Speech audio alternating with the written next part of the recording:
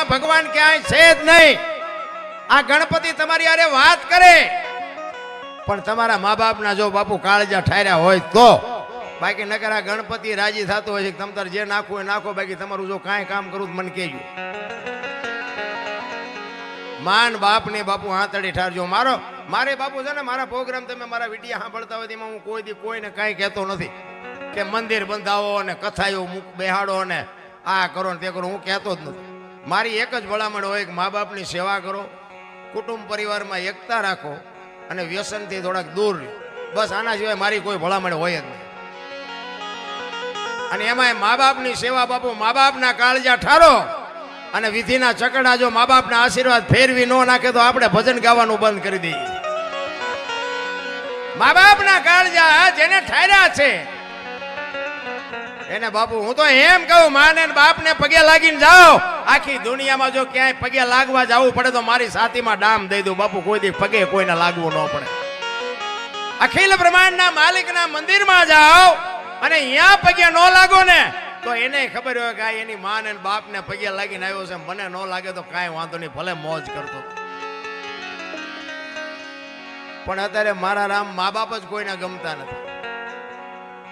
અને અત્યારની આ ભણેલી પેઢી તમને ન ખબર પડે, તમને ન હિંમત કરતા બોલો.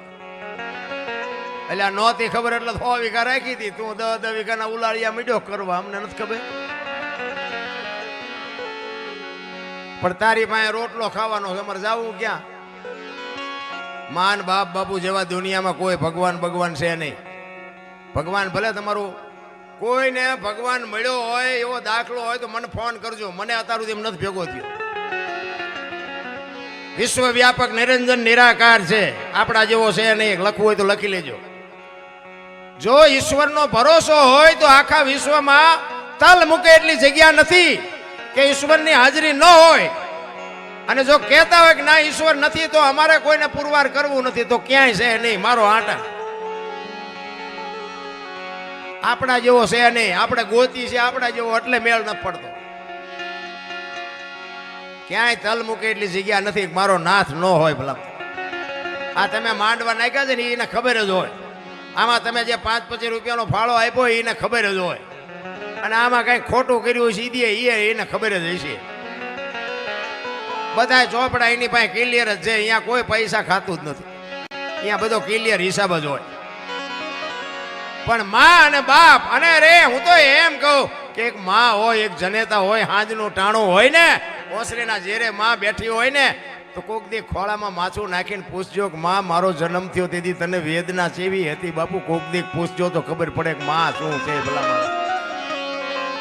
માં તો માં છે. એક દેહમાંથી બીજો દેહ બનાવવો એટલે કેવડી મોટી વાત કહેવાય. અરે પોતાના દેહમાં એક લોહીનું દૂધ કરીને જો બાપુ પાતી હોય ને તમારો મારો ઉછેર કરતી હોય અને ઈ માન બાપ જો રોટલા વગેરેના આટા મારે, ઈ દાણા જોરે બાપુ પતે કોઈ દી. ગમે ત્યાં જાઓ બાપુ ક્યાંય મેળ ન પડે. બાકી તો આપણે જો એક નડવાનું બંધ કરી દે ને તો મારો નાથ તો બાપુ બધી મજા જ કરે. મને તો એમ થાય કે અત્યારે જીવે એવું આવ્યું. લ્યો આપણા લગ્ન થયા તેથી આવા માંડવાનો મેળ નહોતો પડ્યો. બોલો અત્યારે હિલોણ હમણાં વરસાદ મીડ્યો ઝાટકવા તો આપણે બેઠા નહીં રહી. કેટલી સુવિધા, વાહન મકાન રૂપિયા લોટા હવામાં ઉડે, વગર દોડે વાતું થાય. હિલોળા કરે એવું નથી. પણ તોય માણા ના ટાંટિયા તાણે મારી નાખું તોડી નાખું મારી. એટલે પણ જ્યાં જાવું છે મારી કાંઈ છે નહીં. રામ આ રામાયણ ને ગીતા ને મહાભારત ને મહાપુરુષો જ બનાવ્યા છે ને આપણા હાટું માર્ગ બતાવવા માટે જ છે કે આમાં જોવો કૌરવ પાંડવ જેવા તો આપણે નથી ને, હરિણા કંસ જેવા તો નથી ને, રાવણ જેવા તો નથી ને, કંસ જેવા તો નથી ને. હતા નહોતા થઈ ગયા આપણા સાપરા હાજે ઉડી જાય, ખાવા ધાને નહીં રહે. એક નડવાનું બંધ કરી દો મારા રામ. ઈશ્વર તો બાપુ બધાને અત્યારે છોકરા કાજુ બદામની ઓગટ કરે. બોલો આપણને પારલે નથી ચડ્યું, જીવે એવું નથી આવ્યું. હવે આમાં જીવતા ન આવડે તો આંટો થયો એવું નથી લાગતું. કેવું જીવે? કોઈની માથે વજન છે જ નહીં. આખી દુનિયા વજન લઈને જ ફરે. મેં કર્યું તો જાવ તા લેતા જાજો ને બીજા વાપરશે. અરે કાંઈ છે નહીં રામ. માણા આવે ને તે 2-2.5 કિલોનો હોય, 60-80 વર્ષ જીવે અને મરી જાય ને શમશાનમાં લઈને હળગાવી નાખો ને પછી રેખ્યા ભેળી કરીને જોકો એટલે 2-2.5 કિલો થાય. વાતમાં કાંઈ છે ને રામ. જીવન મળ્યું છે, મોજ કરી લ્યો, આનંદ કરી લ્યો, કાંઈ છે જ નહીં વજન ભલામાં. તમને ગમે એ લાગતું હોય મારી આ ચોથી રાત છે ને 4 દી પહેલા ઘરે નીકળ્યો છું, અત્યારે કચ્છમાંથી આવ્યો ડાયરેક્ટ.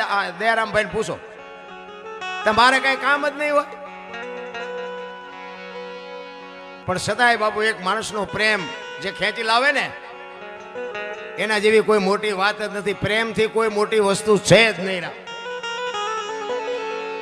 તમે રાતે 2 વાગે તમારા ઘરે આવો ને અને તમારી શેરીનું કૂતરું તમને જોઈને જો પૂંછડી ન પટપટાવે તો મરી જવાય. કૂતરું નથી ઓળખતું, દુનિયા શું ઓળખે ભલામણા. એને જો તમે પ્રેમ કર્યો હોય તો એ કૂતરું બાપુ તમારા ખંભા સુધી ઊભું થાય કે મારો ધણી આવ્યો, મારો ધણી આવ્યો.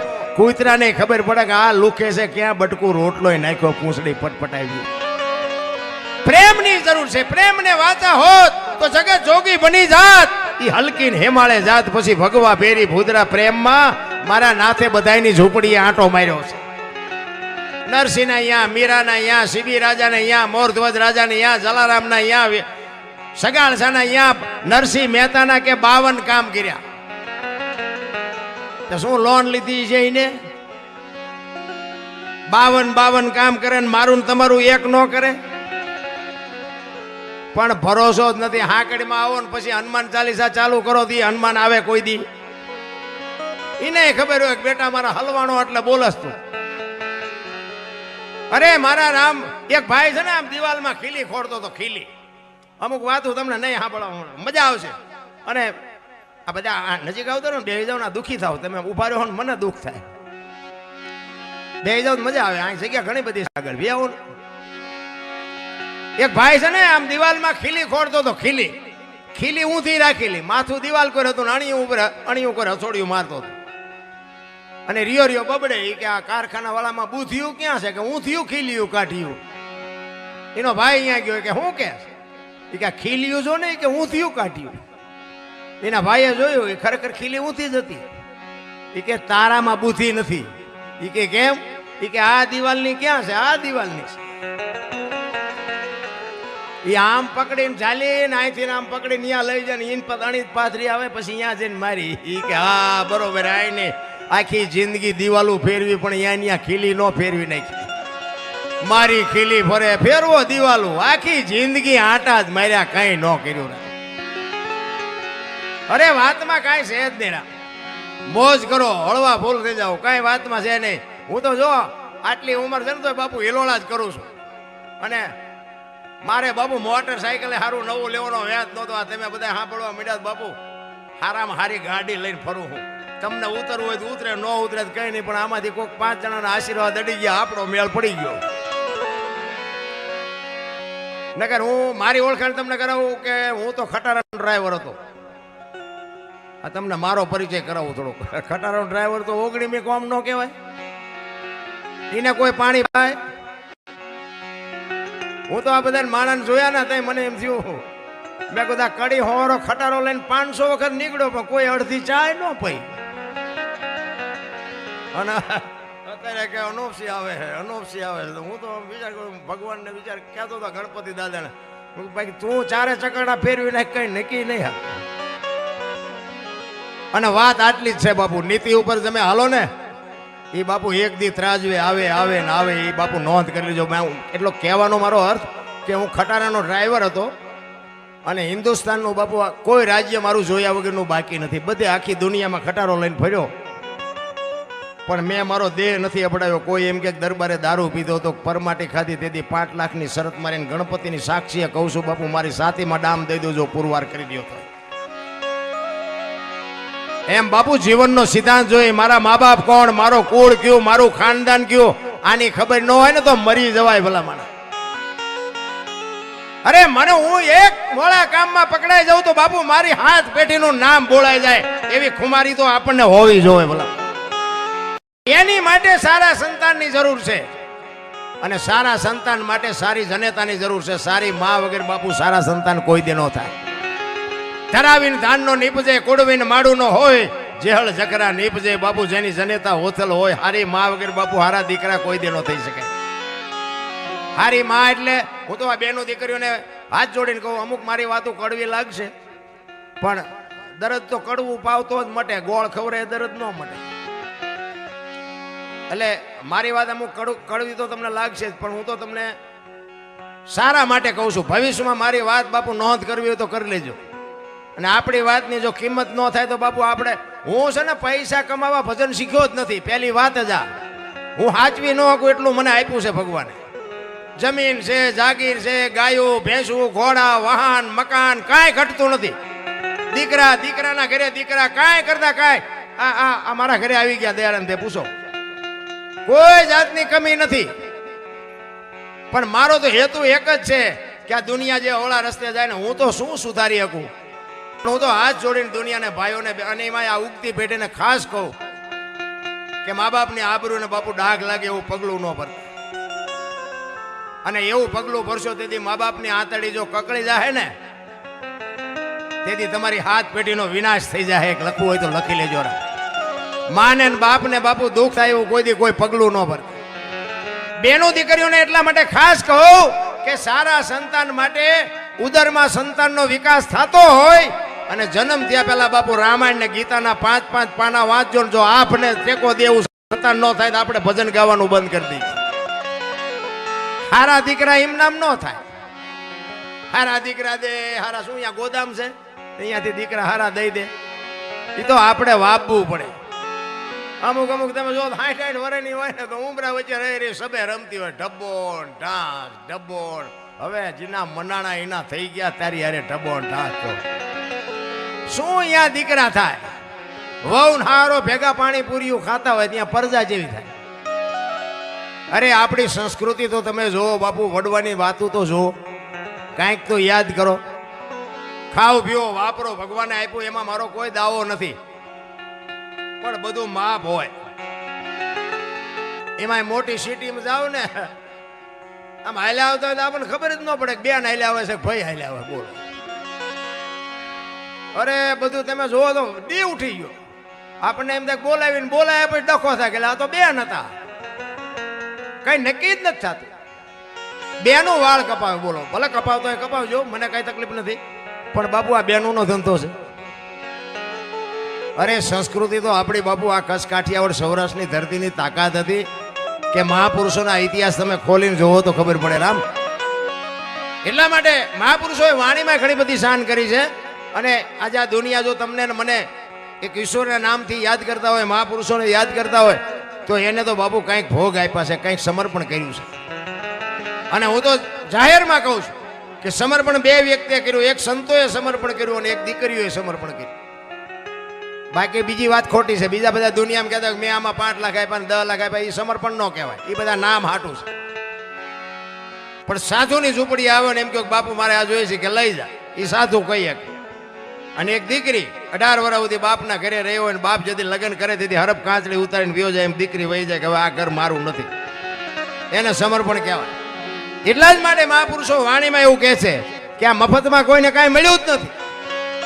કાંઈક ભોગ આપ્યા છે, કાંઈક સમર્પણ કર્યું છે. તમને જેવી મોજ આવે ને એવી બાપુ વાતો કરીશ. તમને તમારે જે જોઈએ તમે કહેજો. પણ હમણાં ભાઈએ ગાયું હતું ને, એવી કોઈ ફરમાઈશ આપજો એવું મને નથી આવડતું. તારા બંધ દરવાજા ખોલ ને આ ને તે બધું, એવું બધું મને આવડતું નથી. એટલે હું છે ને, હું સંતવાણીનો કલાકાર. અમે એક જગ્યાએ ભજનમાં ગયા હતા ને, એક ભાઈએ ફરમાઈશ આપી. એક મારો ભાઈબંધ કલાકાર ગાતો, હું આમ બેઠો હતો ને તો અહીંયા ચિઠ્ઠીમાં લખીને આપ્યું.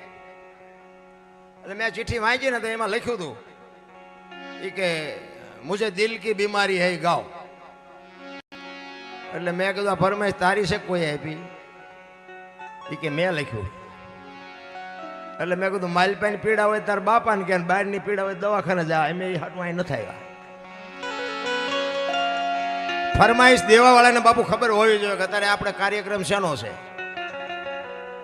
એનો બાપુ. પછી ઠીક છે, અમારે પછી તમે અમને બોલાયો એટલે અમારે તમારા ગાણા ગાયા વગર છૂટકો નહીં, કારણ કે અમારે પેમેન્ટ લેવાનું વળી પા પેમેન્ટમાં વાંધા પડે. એક જગ્યાએ હું બાપુ પ્રોગ્રામમાં ગયો, આ સત્ય હકીકત કહું, એક જગ્યાએ ગયો ને, એ મને કે લગ્ન ગીત ગાઓ. મેં કહું લગ્ન ગીત ગાવાનું કામ બેનનું છે. એ મને કે તમને અમે બોલાવ્યા છે ને મેં બોલાવ્યા છે વાત બરોબર છે પણ ભજનનું કહીને બોલાવ્યા હતા અમારે ભજનનો પ્રોગ્રામ રાખવાનો છે તો કે પણ પૈસા દેવાના છે મેં પછી ઠેકડા મારતા અમારા જ હતા દરબાર જ તે દરબાર વધારે ઠેકડા મારે ને અમારે મને કે પેમેન્ટ દેવાનું છે મેં બાપુ બહુ ઠેકડા ન મારશો દેવાનું છે ને દીધું નથી ને જી હું ઉતરી ગયો હેઠો મેં કહું આ તમારો પ્રોગ્રામ ને આ તમારો માંડવો આપણે કાંઈ લેખ કર્યો નથી તમારું પેમેન્ટ મારે જોતું નથી હવે આટલા બધા ભેગા થયા છો ને હું અહીં આવ્યો ને અહીંથી વ્યો જો તમારી દશા હું આઈને પ્રોગ્રામ થાય એવી વાત નથી પણ બધા એમ નામ સાંભળ્યું કે ભાઈ અનોપસિંહ આવે ચાલો જાઓ અનોપસિંહ અને અનોપસિંહ ગાડી લઈને બમકાઈ મૂકે તમે ક્યાં જાઓ કેવી દશા થાય મેં કીધું ભાઈ આપણે